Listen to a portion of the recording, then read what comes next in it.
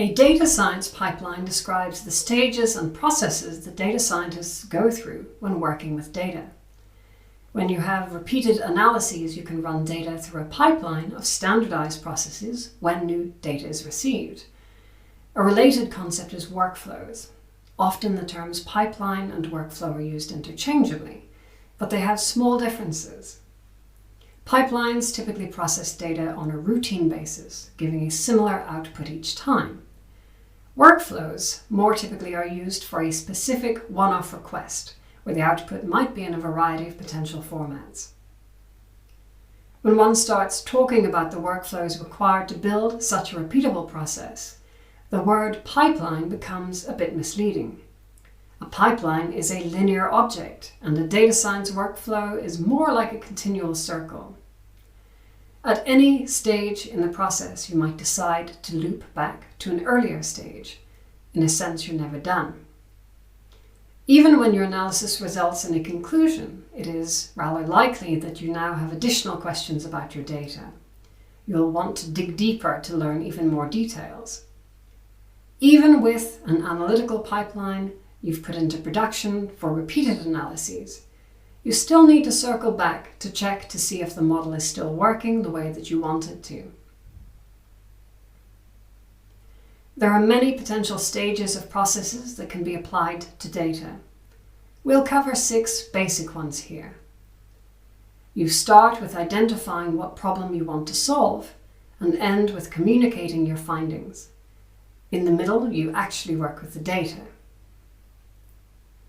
The first step is to determine the question you want to answer.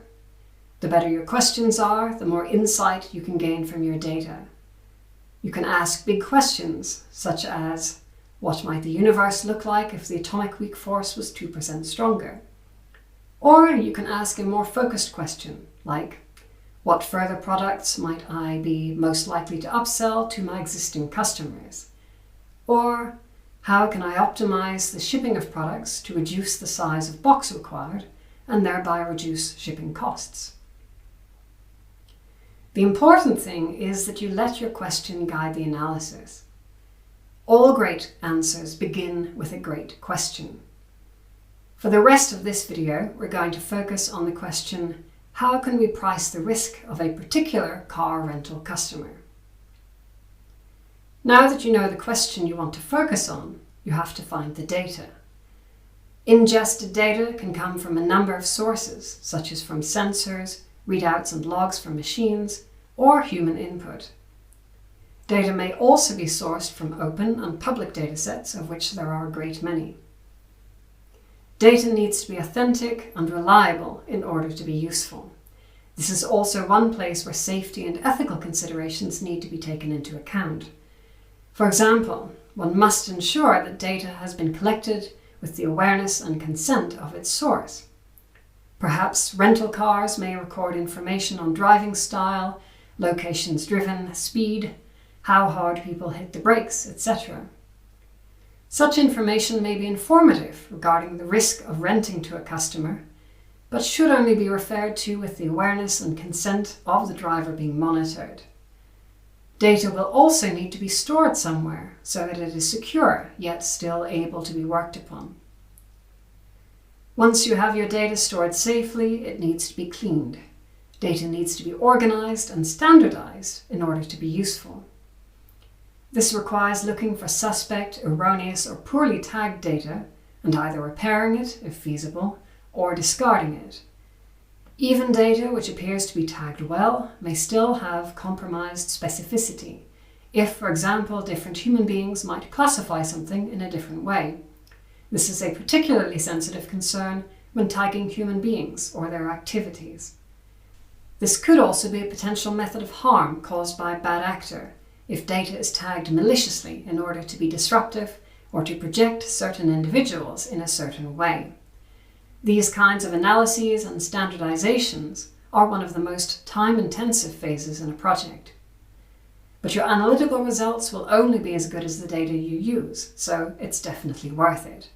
Garbage in means garbage out. For example, location data can sometimes get scrambled.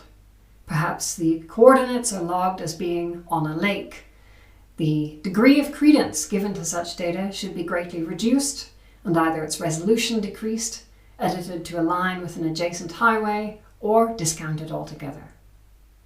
Once your data has been prepped, the next step is to take a look at what's there. You can use basic statistical functions like averages and ranges to explore your data. For example, you could find the upper and lower bounds in terms of time for user visits to a web page to better understand if content is engaging. Building visualizations is another way to see these patterns. You can use simple tools like Excel to help pull patterns and inferences out of data. For example, one may average the distance traveled in a given period to find the average speed a vehicle is driven at, which might be expressed as a mean, median, or mode.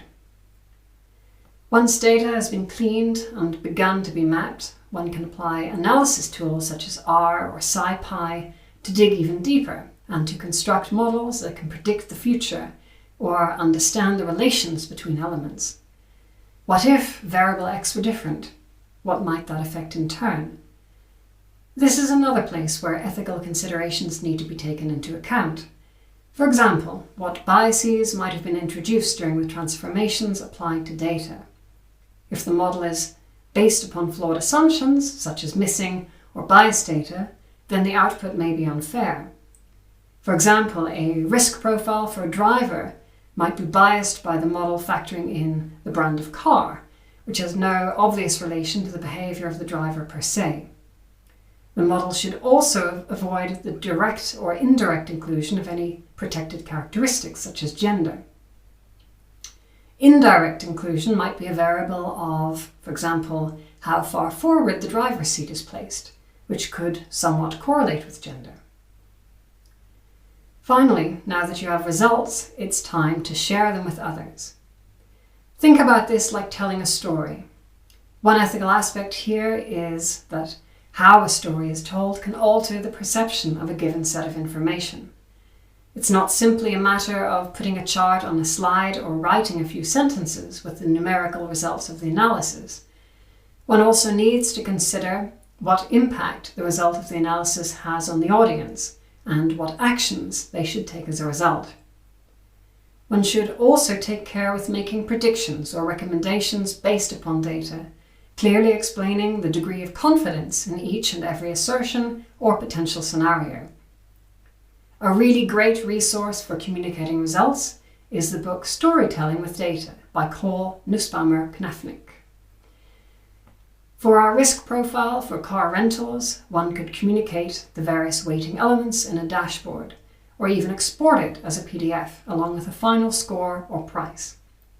This would provide immediately actionable information, but should also be capable of drilling down into the exact elements that contributed to the underlying scoring mechanism.